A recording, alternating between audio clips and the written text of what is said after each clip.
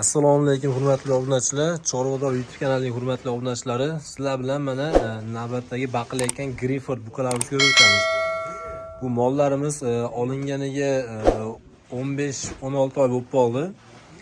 Bu mollarimiz somon, silyoz, kunjara, kepa yeb kelishyapti hozirgi kunda. Ko'rishlari mumkin. Shu Greyford xudo xolasa yaxshi toza parodasidan. Jonivorlar hozir adashmasam rosa kura yorib shunaqa paytda yoryaptimikan yo. Yerga yaqin to'shli polvon bo'zaylar. Bo'zaylarimizni mana fermer ukamiz Mashhurga baqib kelyapti. Hozir mana somonlarni qirqyapti mayin qilib. Hozir Mashhurga charchamayapsizmi uka? Albatta. Bo'zaylar nimalar beryapsiz endi Mashhurbek?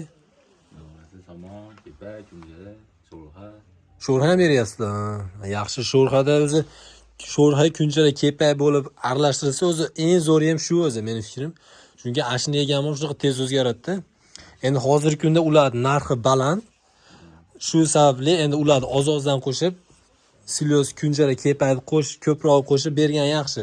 Chunki hali yemni narxi arzonroq bo'ladi, lekin natijasi yaxshi bo'ladi xudo xolasa. O'zi sho'rxa kunjara kepay rosa qovushadi, bir-biriga qovushib. Hali yem ham shunaqa hali kuchli, jirli yem bo'ladi. Mollar ham yaxshi, xudo xolasa ancha ta'til ko'sti emasin. Uzun muka mana. Jonivorlar.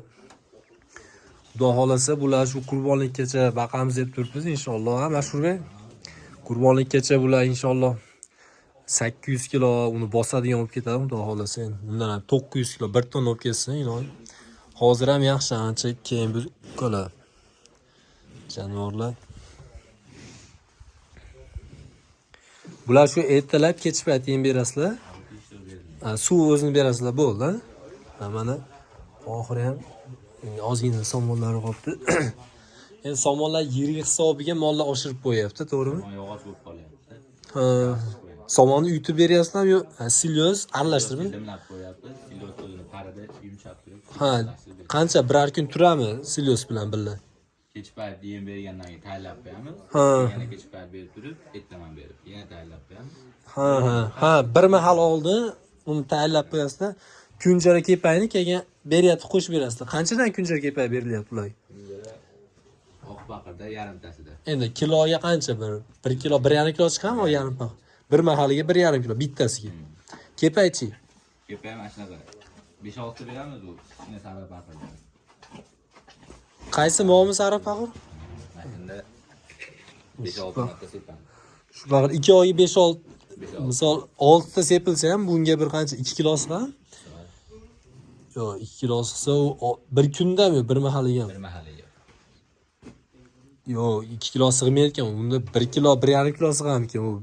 5 adashyapsiz, mana shu o'ta ko'payib ketadi-yu, 6 ta bersanglar 2 kilodan 12 kilo olib ketadi. U vashi ko'p degani u vallahi. Mana shu paqirda berilar ekan, bir 4 kilo bersanglar kerak balki. Yaxshi mollar o'zi yaxshi yem ham yeyapti ekan, shuning hisobiga mollar ham yaxshi o'zgaryapti ekan, ko'rsangiz mana. Old orqasi keng, to'shli, yelkali buqalar ekan mana.